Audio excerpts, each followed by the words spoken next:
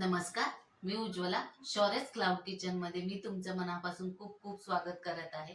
आज मी तुम्हाला महाशिवरात्रीसाठी एक उपवासाची रेसिपी दाखवणार आहे, वरईची खीर.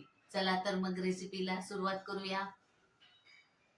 हे बघा, इथं मी सगळ्यात पहिल्यांदा मिक्सरचं छोटं भांडं घेतलेलं आहे. त्याच्यात अर्धी वाटी वरई घेतलेली आहे. ही थोडीशी मिक्सरला बारीक करून घेऊया. एकदम असं बारीक नाही, थोडंसं रवाळ वाटून घ्यायचं आहे. हे बघा, असं थोडंसं असं दरदरी ठेवायचं आहे. उपिटाचा रवा कसा असतो तसं ठेवायचं आहे बघा. असं ठेवायचं आहे. आता हे मी एका बाउलमध्ये काढून घेत आहे. हे बघा, इथं खिरीसाठी मी ड्रायफ्रुट्स कट केलेले आहेत. काजू, बदाम आणि पिस्ता ह्यातले थोडे थोडे अर्धे अर्धे घ्यायचे आहेत या मिक्सरच्या भांड्यात. हे बघा, पिस्ता अर्ध घेतलंय, काजू अर्धे आणि हे आहेत बदाम.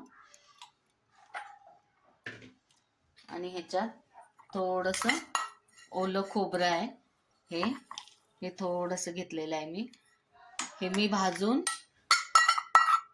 जरा ह्याला लावते, फ्रीजमध्ये ठेवते, त्यामुळे थोडंसं ते लालसर दिसतंय. ओलं खोबरं आहे, हे अर्धी वाटी घ्यायचं आहे. आणि हे मिक्सरला दूध घालून बारीक वाटून घ्यायचं आहे. हे बघा, खोबरं आणि ड्रायफ्रुट्स असे बारीक करून घ्यायचे आहेत. ह्याच्यात थोडंसं दूध घालायचं आहे आणि चांगली पेस्ट करून घ्यायची आहे. हे बघा, असं चांगलं वाटून घ्यायचं आहे. बघा, असं चांगलं दूध घालून पेस्ट करून घ्यायचे आहे. हे बघा, खीर करण्यासाठी इथं मी एक पातेलं ठेवलेलं आहे. त्याच्यात 1 चमचा तूप घालायचं आहे. आता ह्याच्यात हे राहिलेले ड्रायफ्रूट सगळे तुपात भाजून घेऊया बारीक गॅसवर. हे बघा, असे. हे बघा, तुपात चांगले हे ड्रायफ्रुट्स भाजल्यावर ही वरई जी मिक्सरला लावलेली हे घालायची आणि ही चांगली भाजून घ्यायची आहे तुपात.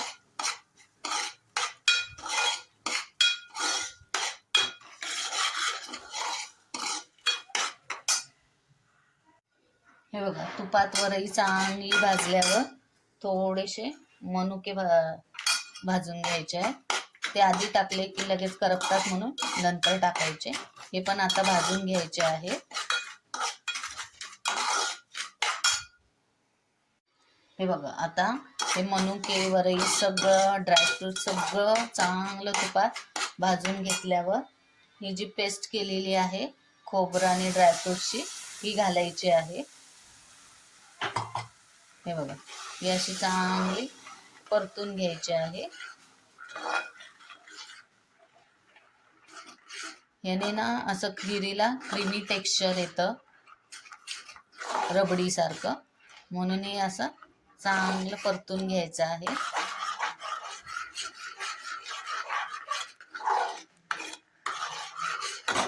हे बघा, असं छान असं क्रीमी टेक्स्चर येतं ह्याला. हे बघा, हे चांगलं आता शिजवून झालेलं आहे. आता ह्याच्यात ना गरम दूध ओतायचं आहे. हे बघा, तुम्हाला पातळ घट्ट कशी हवी त्याप्रमाणे तुम्ही दूध ओता. हे बघा, असं, आणि हलवून घ्यायचं आहे चांगलं.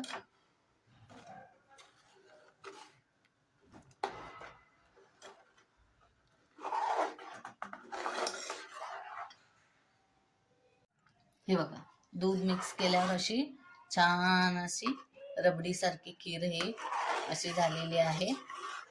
आता याच्यात तुम्ही तुमच्या आवडीप्रमाणे साखर घालू शकता. मी 1 वाटी साखर घातलेली आहे. ही आता चांगली मिक्स करून घ्यायची आहे. हे बघा, खीर रेडी झालेली आहे. साखर चांगली विरघळली आहे. हे बघा, कशी रबडी सारखी चांगली झालेली आहे. हे बघा, अशी करायची आहे. आता मी गॅस बंद करत आहे. आता वेलची पावडर ही घालायचे आहे आणि मिक्स करून घ्यायचं आहे.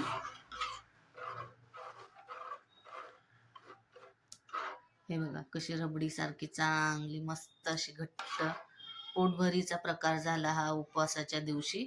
तर तुम्ही महाशिवरात्रीच्या दिवशी करून बघा. आवडली तर मला कमेंटमध्ये नक्की कळवा. लहानांपासून मोठ्यांपर्यंत सगळ्यांना आवडेल अशी ही रेसिपी आहे. नक्की घरी करून बघा. हे बघा आता मी बाउलमध्ये सर्व करत आहे.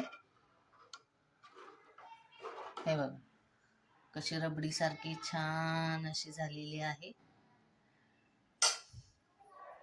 हे बघा मस्त अशी क्रीमी टेक्स्चर आलेलं आहे.